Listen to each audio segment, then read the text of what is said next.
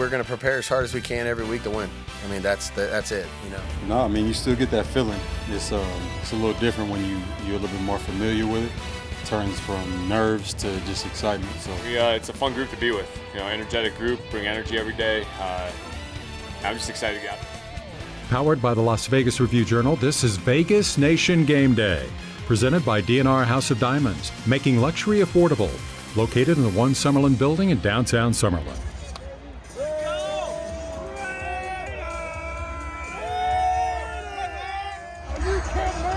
Are you kidding me? It's game day. You gotta love that energy. Are you kidding me? It's game day. And in a little over 24 hours, the Las Vegas Raiders will be taking the field for the first time in 2023. Leandre Fox here in the Las Vegas Review-Journal studio, and this is Vegas Nation Game Day. The Raiders are in Denver for an AFC West clash with the Broncos, but the season has already got some off-the-field news. So let's get to it in our top stories.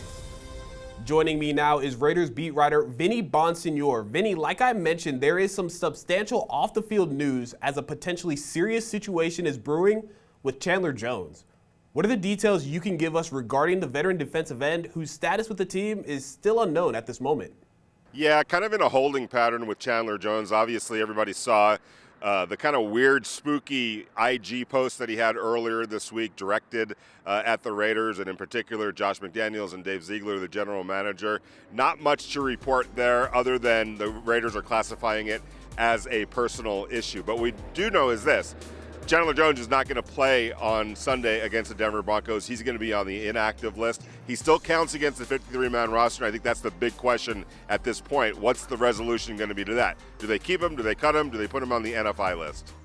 Well, thank you for that, Vinny. We're going to check back in with you in just a little bit later on for your keys to the game. But before we do that, Adam Hill has your fast takes. The Raiders will be without two players on the defensive side of the ball, Chandler Jones for personal reasons and Brandon Faison, who's still working his way back from a shin injury. That will open up opportunities for some other players, including young guys like Ja'Cory Bennett in the secondary and first-round pick Tyree Wilson on the defensive line, who will be asked to take on a bigger role in the absence of Chandler Jones. On the offensive side of the ball, Josh Jacobs is back, ready to go. He says he's ready for a full workload. Josh McDaniels said he's not quite sure yet how much to give him in terms of carries, but I expect Josh Jacobs to carry the ball early and often in this game. The Raiders will rely on their run game to try to keep the Broncos defense off balance. And on that Broncos side, that's our final take. Sean Payton has a huge task to try to fix Russell Wilson. Russell Wilson, certainly one of the worst years of his career last year, but Sean Payton is a very, very good coach. Expect him to turn things around fairly quickly. Don't know if that's going to happen overnight, though. So the Raiders get the advantage of playing the Broncos early in the season. The Raiders have 6 straight wins over the Broncos. They're going to look to keep that going, and they should get to Russell Wilson as much as they can. Pressure him, create chaos in the secondary. That's what they've been doing throughout training camp. Don't let him get comfortable, because if he is fixed, it's going to be a long day for the Raiders. But I think they can do a lot to make sure that he's not able to get comfortable. It's going to be a great game. Sunday, season opener, Raiders and Broncos. We look forward to it. DNR House of Diamonds is Las Vegas's elite private office jeweler, the perfect bridge between internet pricing and a traditional brick-and-mortar jewelry store.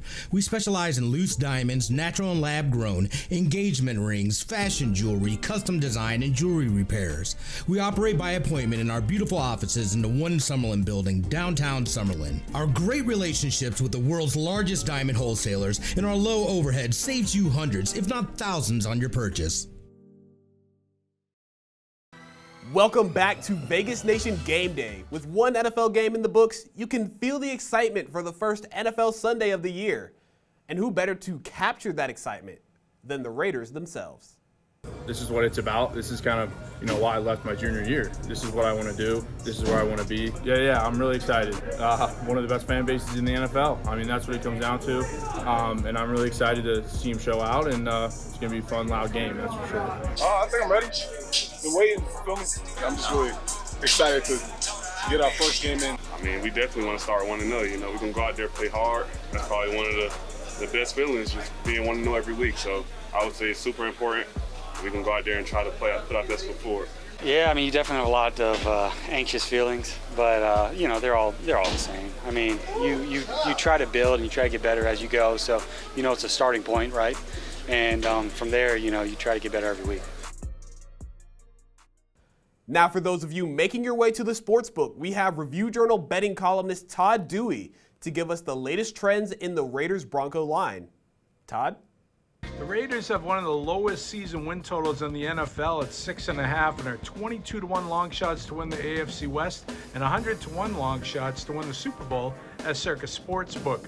But the long odds haven't stopped sharp and recreational bettors alike from backing the silver and black in Sunday's season opener at Denver.